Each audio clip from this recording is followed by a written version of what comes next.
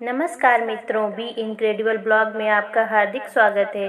मित्रों, हमारे हिंदू धर्म में गौ माता को पूजनीय माना जाता है। गाय को माँ के बराबर दर्जा दिया गया है। किसी भी धार्मिक मांगलिक उत्सव पर गाय के गोबर, दूध, दही, घी आदि चीज़ों का उपयोग में लिए बिना पूजा नहीं होती। दोस्तों, आपने प्राय देखा होगा कि आखिर इतनी पवित्र गौ माता पूजनीय होने के बाद भी जूठन खाते हुए रोड के किनारे कूड़े के ढेर में खड़े हुए दिख जाती है। आखिर ऐसा क्यों हुआ कि गौ माता को जूठन खाने का श्राप मिला? मित्रों, पौराणिक कथाओं में एक प्रसंग मिलता है कि माता पार्वती जी ने किसी बात को लेकर गौ माता को जूठन खाने का श्राप दिया था। तो मित्रों, पौराणिक कहानी इस प्रकार है कि एक बार माता पार्वती जी ने तीज के दिन व्रत रखा था और जब माता पार्वती के व्रत खोलने का समय आया तो भगवान शंकर ने हंसी ठिठोली करने की सोची।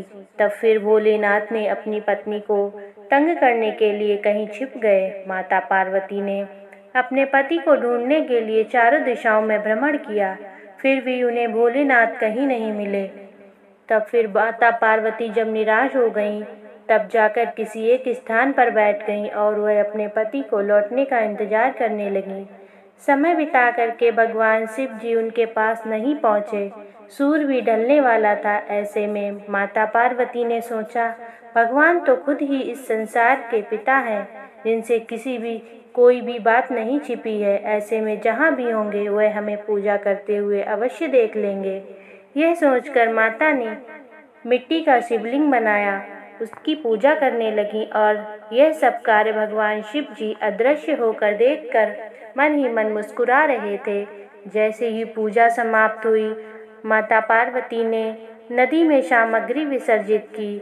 वैसे ही तुरंत भोलेनाथ माता पार्वती के सामने प्रकट हो गए और माता पार्वती को सताते हुए बोले, हे देवी, तुमने तो मेरे बगैर ही पूजा कर ली। क्या तुम मेरे लौटने का इंतजार नहीं कर सकती थी? आखिर ऐसा क्यों?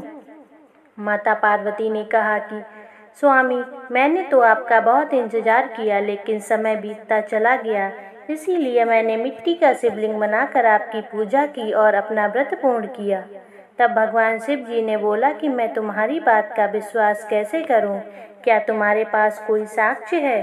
तभी वहाँ पर माता पार्वती ने एक गाय को खड़ा देखा जो सब कुछ देख रही थी। माता पार्वती ने भगवान शिव जी से कहा कि यह गाय मेरी पूजा की साक्षी है, आप इससे पूछ लीजिए।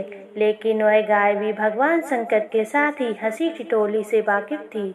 तब महादेव जी ने उस गाय से पूछा कि क्या माता पार्वती सच बोल रही हैं? तब गाय ने भगवान शिव जी का साथ देते हुए ना में उत्तर दिया। तब भगवान महादेव ने हंसते हुए माता पार्वती से कहा कि वह हंसी ठिठोली कर रहे थे और उन्हें सत्य का ज्ञान पहले से ही है।